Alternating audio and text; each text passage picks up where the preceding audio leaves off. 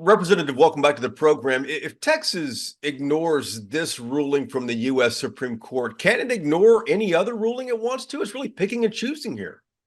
No, I mean, I think that's pretty much it. Like, this is the Supreme Court of the United States of America. It is the highest authority on what the law is in the land. If you say, I don't care, then no law matters. You can do anything you want. You can maybe even leave the union and try to become your own nation.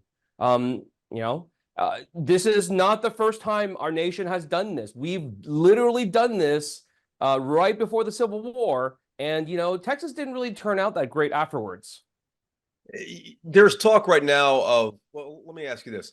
The Texas National Guard is, said to be possibly ignoring this U.S. Supreme Court order as well. And there's talk about President Biden maybe nationalizing them. Is that a real option, do you think, that the White House is considering? Yeah, that's a little bit above my pay scale.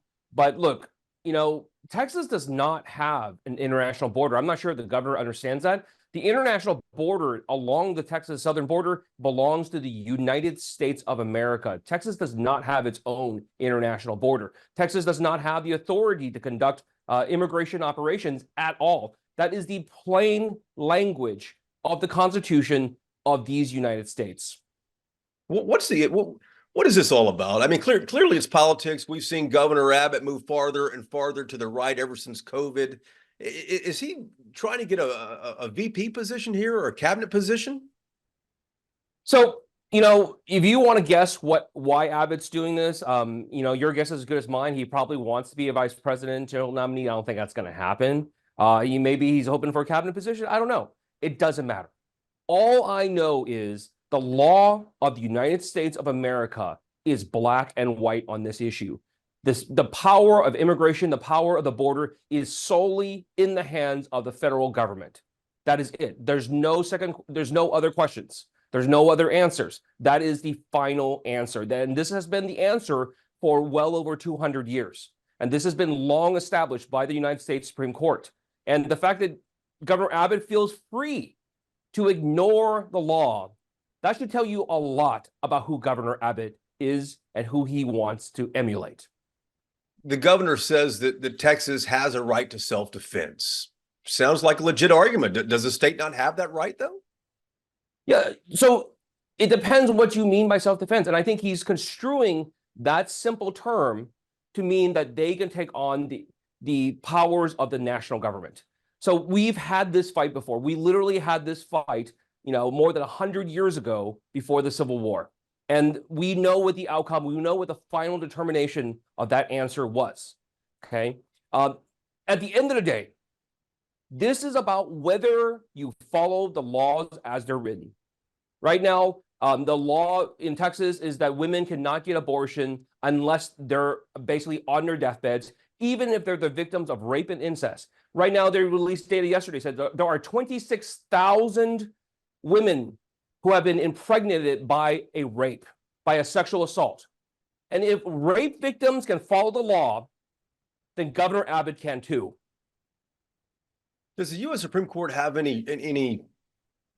what can the U.S. Supreme Court do if Texas and Governor Abbott ignore it? So that's the question that's been fought over since Marbury versus Madison is like, hey, Supreme Court, you don't have police officers. You don't have an army. You don't have anything. But guess who does? The President of the United States. The President of the United States ultimately has control and has authority over all military forces in the United States. That is the nature of his position. And so, if I was a betting man, I would not bet on Governor Abbott. At the end of the day, though, isn't this what Republicans want? If, they want President Biden to send more people to the border to stem the flow of migration. Yeah. So again, I take issue with this term invasion. This is a blatantly racist and charged term. So you look at invasions around the world, they involve tanks, they involve guns, they involve rockets and missiles and bombs. And here in the southern border, we're talking about women with children and babies, people who are just desperately trying to flee the violence and the chaos that, frankly, our nation had a hand in creating. And all they're asking is, as a neighbor, please, would you just spare us a little bit of mercy?